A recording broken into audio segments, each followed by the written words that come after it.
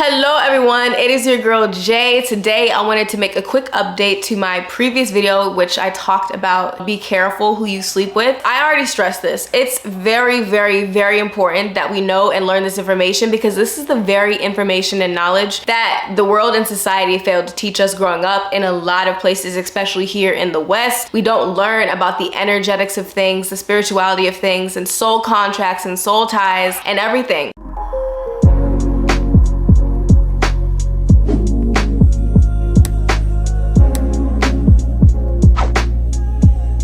Now, in that video, I talked about how you need to be careful who you create cords with, because the strongest cord, which a cord is an energetic connection that you have with someone. One, it's gonna be between mother and her baby. That's why mom, you have the whole idea of mom's intuition, and mom always kind of knows what's going on with you. And then at the second level, we have the connection between the people who we have sex with. And this is all forms of sex. So penetrative sex, oral sex, any type of energy where we are expressing that sexual energy, it's all the same thing. It's all life force energy, because like I said before in previous videos, sexual energy is life force energy. It's the creative force, especially that exists within women. It's the understanding of Shakti, right? It's the raw power that's within us. And that's why it's been so heavily suppressed in women and downplayed in women. And it's not talked about in all these religious texts and stuff like that, because if we as women connected to our sexuality to the fullest level and understood that our sexuality was divine, we would be connected to our divinity as women and would be very, very powerful in this society, right? Because nothing can be created in this society without woman. We are womb men, we are womans, right?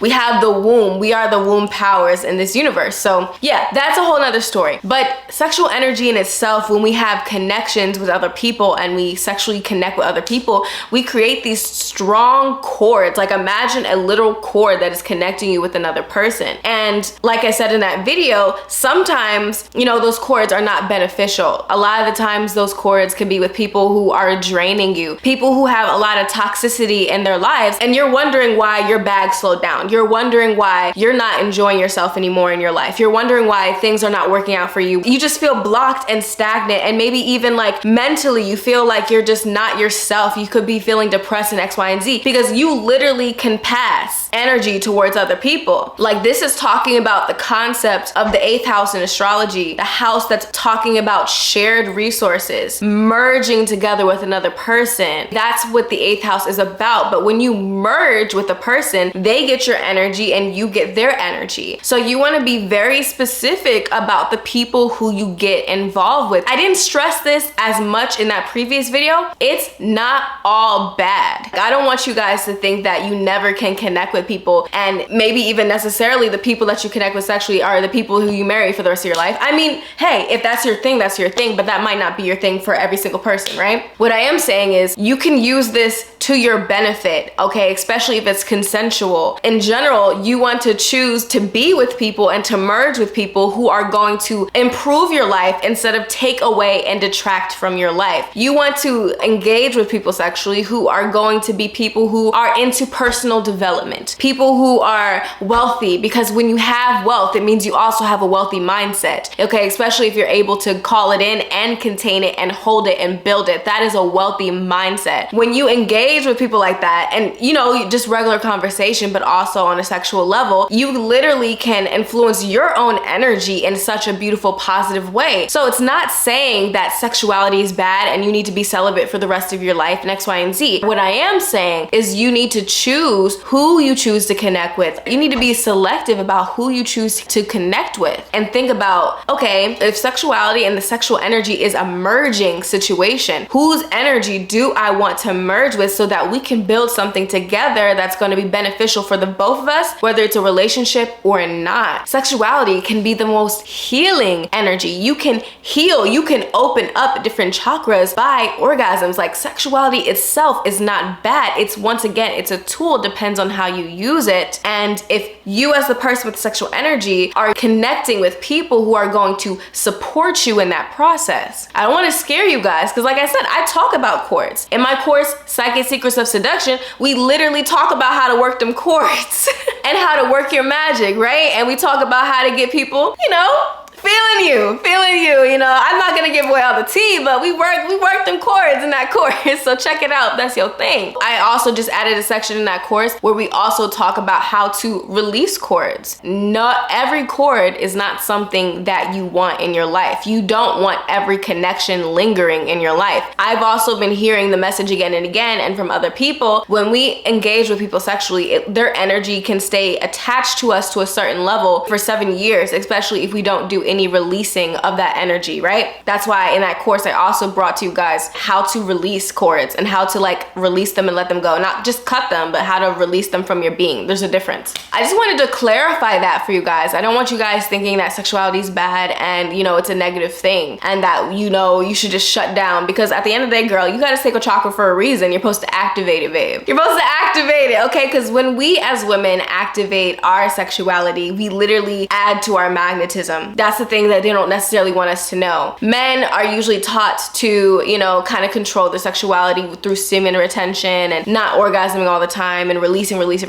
Honestly, for us as women, the more that we release, the better. Like the more that we activate the sacral chakra, the better. It literally adds to our magnetism because it's adding to our pleasure and adding to our sexual energy. And like I said, if sexual energy is the creative force in this world, literally, if you have a clear womb, right? Your womb is nice and clear, it's open, and then you have vision, you know exactly what you want, you're connected to your desires, and you know that you're worthy of your desires. What do you think is going to happen if you increase your sexual energy? You're literally going to understand that you are the center of attraction. So as you're walking around and living your best life, you don't even have to try that hard, and then the things that you want are just literally coming towards you. They're coming straight at you because they can feel that energy. Like the things that you want will start desiring you. The things that you want are wanting you right back. And that's basically the secret when it comes to activating this energy in your body. I just wanted to clarify that you can also use this energy to your benefit and not just your detriment. In general, it's not a black and white situation. There's many different layers to sexuality and, you know, having a sacred relationship with your sexuality. I can't even put it all in one video. Like, it's so hard to put everything in one video. Check out my course and definitely check out the cord releasing ritual, but in general, you can also release cords on your own. When I first started releasing those cords, it was crazy. Like, you really have no idea how much of other people's energies you're holding on to, especially once you do your first release ritual or your first letting go or your first spiritual bath. You've been bogged down for years, and then once you just release it all, it's like, oh my God. I remember the first spiritual bath that I did. It's almost like I could see a little brighter. Like, it's almost like the colors got a little brighter, and I could be tripping, but I don't think so. I really think that I literally could see clearer now because I wasn't as bogged down. If you do the spiritual baths and stuff like that, so bathing with salt and setting intentions with the water, you do that cleansing spiritual bath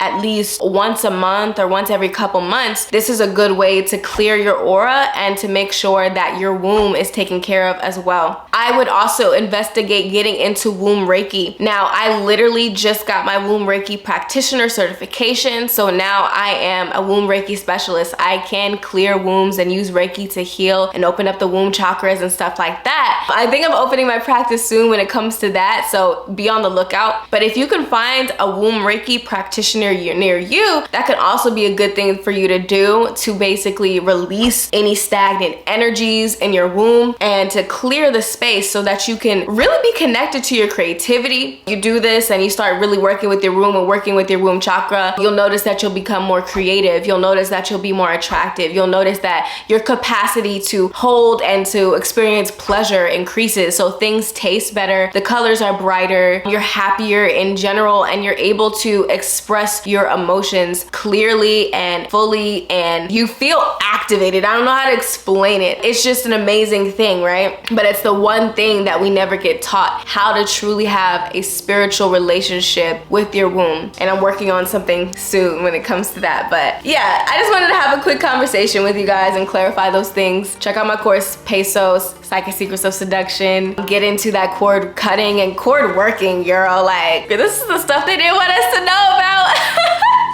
Oh, this is the stuff they didn't want us to know about.